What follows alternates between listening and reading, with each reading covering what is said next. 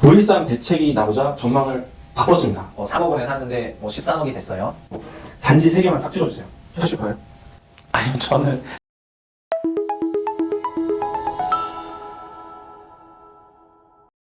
안녕하세요. 부동산 시장의 핫한 이슈를 깊이 있게 탐구해보는 집코노미 TV. 이번 시간에는 부동산 시장을 가장 정확하게 예측하는 여의도 학파 세 분을 차례대로 모셔서 전망 들어보겠습니다. 먼저 첫 번째로 최상욱 하나금융투자 애널리스트 모셨습니다. 안녕하세요. 네, 안녕하세요. 네. 최 의원님은 그동안 서울 집값 상승을 가장 정확하게 예측하셨습니다. 2013년부터 올해까지 강세론에 아주 선봉에 서셨는데요. 그렇게 서울이 상승한다고 보신 이유는 어떤 거예요?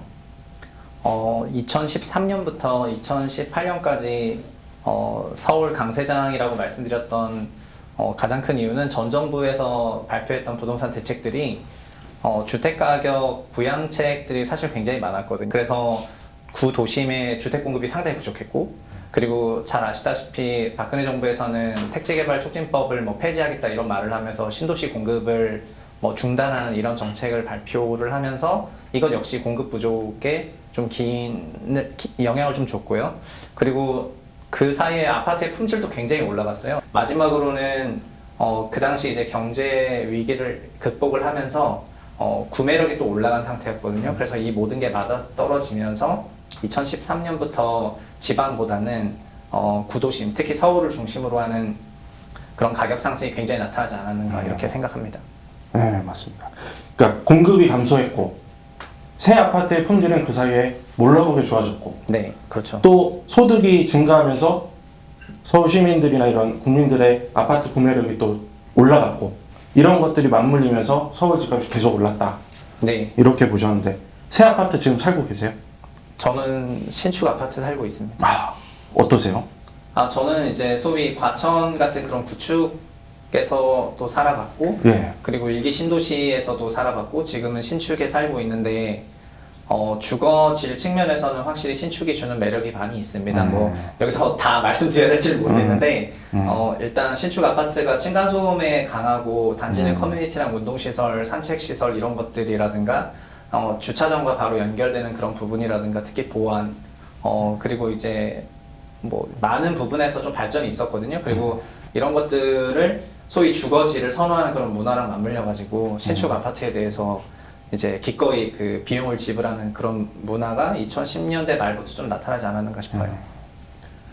네, 저도 주차장과 그 집이 엘리베이터로 연결되는 그런 아파트에서 좀 살아보고 싶어요. 그런 집 가끔 놀러 가면 진짜 편하더라고요. 비를 안 맞잖아요, 차 타러 갈 때. 예, 맞죠. 그게 진짜 좋더라고요. 네네. 네, 부럽습니다. 신축 아파트. 감사합니다.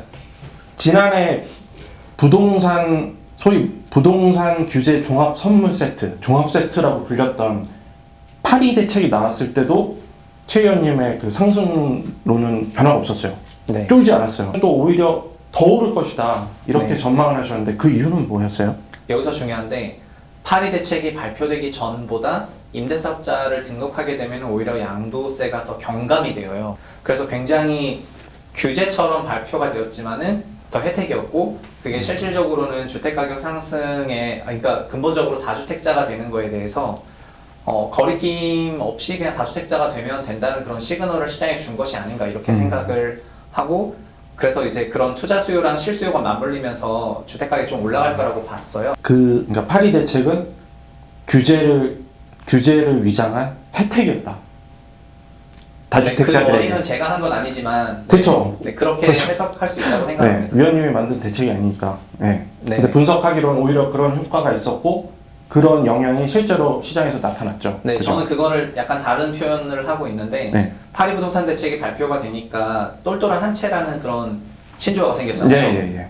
다주택자가 되지 말고 한 채로 가자. 네. 이런 소위 똘똘한 한 채라는 신조어가 생겼는데, 저는 그것이 약간 위장된 똘똘한 한 채라고 생각하거든요. 그러니까 다주택자가 더 좋은 혜택을 받았었는데 마치 언론에서나 여러 군데에서는 똘똘한 한 채로 가는 것처럼 그렇게 이제 설명했기 때문에 그게 위장된 똘똘한 한 채 시대가 아니었는가 이렇게 생각합니다. 맞습니다. 위장된 똘똘한 한 채. 그리고 오늘 그런 데이터도 있었는데요. 네. 모 시의원에게 나간 국토부의 데이터인데 2017년 말부터 2018년 말까지 1년 동안의 주택 거래에서 네. 소위 전세 낀 투자, 전세를 않는 그런 보증금을 승계한 그런 투자가 즉 올해 7, 8, 9월에 보시면은 거의 75%에 육박해요. 우리나라의 주택 수요는 거의 대부분 70% 이상이 유주택자가 추가로 집을 사는 수요거든요. 그런 것들이 이제 파리 부동산 대책 이후 1년 동안 실제로 나타났고, 그렇죠. 네, 그렇기 때문에 다주택자들에게 유리한 정책이라는 게 그런 유주택자들이 다주택자가 더 되는 그런 환경을 만들어가지고, 그래서 이제 투자 수요, 실수요 정말 맞물렸던 게 작년 말부터 올해까지의 그런 1년간의 시장이었다고 생각합니다. 맞습니다. 그런데 이렇게 상승장을 전망을 하셨는데 지난달 9.13 대책이 나오자 전망을 바꿨습니다. 전망 내용은 무엇이었나요? 한번 설명해 주시죠. 최소한 2019년 정도는 1년 동안은 주택시장이 약세일 수 있겠다 이런 생각으로 전망뷰를 바꿨고요. 그러니까 다주택자들이 부담으로 느끼는 게 보유 중에는 보유세, 그리고 매각할 때는 양도세, 뭐 이런 세금들을 이제 부담으로 느끼게 되는데 9.13 대책이 드디어 최초로 보유 중에는 이제 보유세가 올라가고 그리고 양도시에는 양도세가 올라가는데 회피할 수 없는 이런 얼개로 짰기 때문에 대책이 굉장히 촘촘하고 다주택자가 그래서 주택 수요에서 빠진다면 아까 제가 말씀드렸다시피 대부분의 주택 수요는 다주택자에서 나오는데 다주택자에서 그런 수요가 빠지게 된다면 수요 약세라고 봐도 될 것이고요. 그러면 가격도 뭐 약세, 뭐 하락 가능하다고 생각합니다. 비로소. 네네. 다주택자들은 어떻게 보면은 약간 동전의 양면 같거든요. 그래서 다주택자를 되게 투기적으로 볼 수도 있는데 다주택자가 없으면 무주택 가구에 대한 임대차 공급도 안 되거든요. 그래서 실질적으로 다주택자에 대한 그런 과도한 규제는 없었는데 파리와 9.13 대책을 합치면은 정말 꽤 큰 규제라고 느껴지게 되거든요. 그래서 이런 정책 변화는 정말 정책의 근간에 맡긴 게 아닌가 이렇게 생각이 되고요. 또 약세장 전망을 하신 것 중에 장기 보유 특별공제 강화 요것도 한번 짚으셨잖아요. 네네. 예, 그거 좀 설명 좀 해주세요. 집을 팔고 나면은 이제 양도소득이 생기는데 그 양도소득 전체를 그 과세표준액, 세금의 기본이 되는 금액으로 산정하는 게 아니고 일정 부분 공제를 해왔었거든요. 그래서 가령 뭐 소위 강남에 집을 샀다. 근데 뭐 3억 원에 샀는데 뭐 13억이 됐어요. 뭐 기분이 좋겠죠? 그래서 10년 이상 보유하셨는데 매도를 하는 경우에 양도소득이 10억인데 그거를 과세표준으로 산정하는 게 아니라 30% 공제한 7억 원만 과세표준으로 산정해서 세금을 내게 되거든요. 근데 파리 부동산 체제에서는 임대사업자 등록을 하면은 그 동일한 케이스에 70%를 공제를 해줍니다. 그러니까 과세표준액이 갑자기 3억 원이 되는 거예요. 그렇죠. 네. 엄청나게 세금을 깎아주는 거네요. 9.13에서는 다시 공시가 6억 넘는 비교적 고가주택 있지 않습니까? 네. 강북 신축이나 강남의 신축들 되겠죠. 그 공시가 6억 넘는 고가주택에 대해서는 임대사업자 등록을 해도 장기 보유 공제를 0%로 변경했습니다.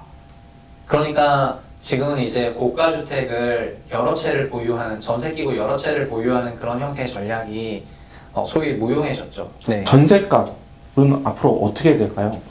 그동안 네.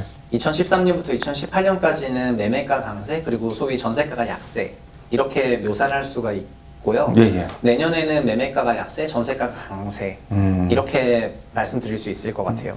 전세가가 왜 강세인 거냐면은, 그동안 우리나라의 무주택자하고 다주택자는 소위 일종의 공생관계에 비슷했거든요. 그 무주택자가 1년에 거의 26만 가구 양성이 됐었어요. 2016년에. 그런데 일반 가구 전체로 26만 가구 나왔는데 무주택 가구만 22만 가구 나왔거든요. 유주택 가구는 겨우 4만 가구. 그래서 약 80% 정도의 가구가 대부분 무주택 가구였고 이 무주택 가구에 임대주택을 공급한 주체가 다주택자였거든요.